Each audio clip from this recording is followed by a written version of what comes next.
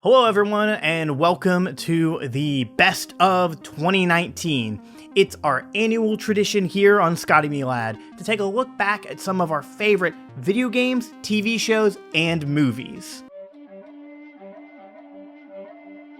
And I'm happy to announce that we have our own streaming service coming out later this year. Isn't that cool? It's called Lad Plus. And what's that?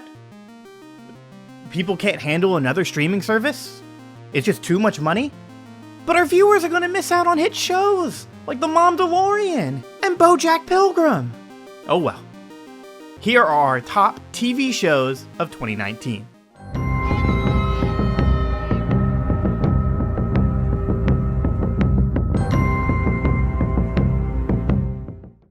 While I might have been slightly underwhelmed with video games this year, I feel that TV and movies knocked it out of the park. With all of the different streaming services competing with one another, and with traditional television struggling to stay in the fight, I think this has forced networks to create solid, well-developed shows unlike ever before. Whether or not this streaming wars is actually good for the consumer, I'd say in the long run it probably isn't. But that doesn't discount the dozens of incredible new shows and returning shows that came out this year. I mean, you had popular hits such as Fleabag and The Boys and Russian Doll. You had Watchmen and Chernobyl, just to name a few. Then you had some of my personal favorites, like The Umbrella Academy, or What We Do in the Shadows, or Whiskey Cavalier. Rest in peace. And honestly, I'd love to talk about all of these shows, because each of them are so different, well-crafted, and have something to say. Instead, I'm going to talk about a little cartoon that charmed the socks right off of me, Amphibia. So, Amphibia is one of the newest Disney XD cartoons to hit the network. It has a similar style to other shows like Gravity Falls or Star vs. the Forces of Evil, and even though I enjoy those shows, a lot actually, I believe Amphibia outshines both of them. What I like most about Amphibia is the energy it gives off in every episode. The show is bouncy and fun for younger ages, but has deeper material for an older audience. Whether it's the show's humor, which always makes me laugh because it's so harsh and borderline cynical without being too edgy or aggressive, it's honestly like my perfect sense of humor. I think it's hysterical. Or with the main character of Anne Boonchoy, who was thrown into this mysterious frog world because her friends dared her to steal a magic item from a thrift shop. That kind of goes into what I like most about Anne. And what I like is she's a problematic protagonist. And problematic through the lens of a teenager. She's not evil or wicked in any way. She just runs with a bad crowd. Her friends tend to bully her, and she bullies others because she thinks that's what a best friend is supposed to be like. Obviously, Anne grows into a better person as the season goes on, which is welcomed. If she didn't, it'd be really unfortunate, especially for a kid's cartoon. But just even having that element was such a unique take on a teen protagonist that I hadn't seen in a while, or really ever for that matter. There's so much more to the show I'd love to share, but it's really better to see for yourself, and for you to catch up before season 2 comes out. You can check out Amphibia on Disney+. My favorite TV show of 2019 was Whiskey Cavalier, but since it was canceled, I've chosen The Mandalorian. It has a good storyline that grabbed my attention right away, but let's face it, the reason I watch is Baby Yoda and his relationship with Mando. We find out early on that the child, as he is called, is highly sought after. The Mandalorian is constantly having to fight off people that are after his high-priced bounty. Along the way, Mando meets people that help them, many of which I really enjoyed. Season 1 leaves you anxiously awaiting what is coming next in Season 2.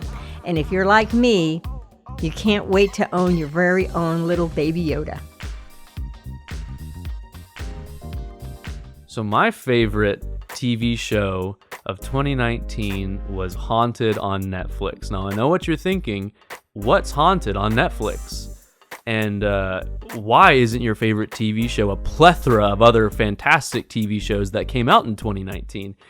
And that would be because I want to give you a different kind of a different angle on the best of 2019. Because to be perfectly honest, I hate this show. I think it's bad. I think it's uninspired. It has 2 seasons somehow. I don't know how it has 2 seasons. But if you're like me and you like horror movies and you hate most horror movies, but you watch them anyway because they're really entertaining, that's pretty much this show in a nutshell. I like Haunted on Netflix for the same reason that a lot of people like The Bachelor and shows like that. It's easy to make fun of it, but you also sort of get caught up in the drama and stuff, right? Except for the best part about Haunted is there's no drama. You don't really get caught up in any of that. You just make fun of it.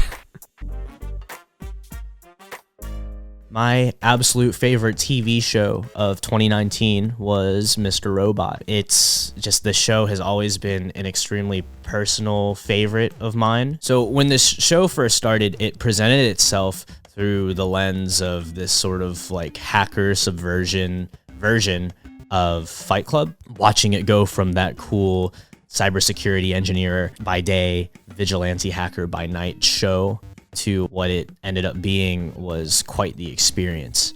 The final season was able to really round out the story. It really showed for me like the difference and the importance between plot and story.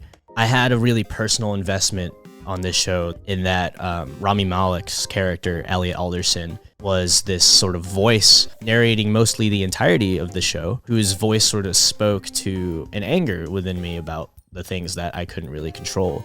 I've got some of my own little personal issues that aren't as drastic as the show, but man, if this entire final season didn't really speak to me, but it was my love for very prestige, cinematic, Stanley Kubrick, David Lynchian kind of cinema that kept me coming back. This show was always super duper well made and very detail oriented, and it did not stop that at all, despite kind of going more abstract, leaning more towards what feels like sci-fi. In spite of all that, when the show ended, it was really weird because I felt a little dissatisfied at first, but this show continues to haunt me to this day with how good it is and how very connected everything in it is. It's the type of thing to where if you kept up with it after all this time, you finish it, and upon rewatch, it's a very, very different show, knowing all of the things that are revealed throughout the show. And it was really cool because, as I said before, it helped me articulate a lot of feelings. And it kind of reminded me really that there's a lot there that's worth getting up day to day. It just reminded me that, in order to save the world, it's sort of worth it to just try, no matter what.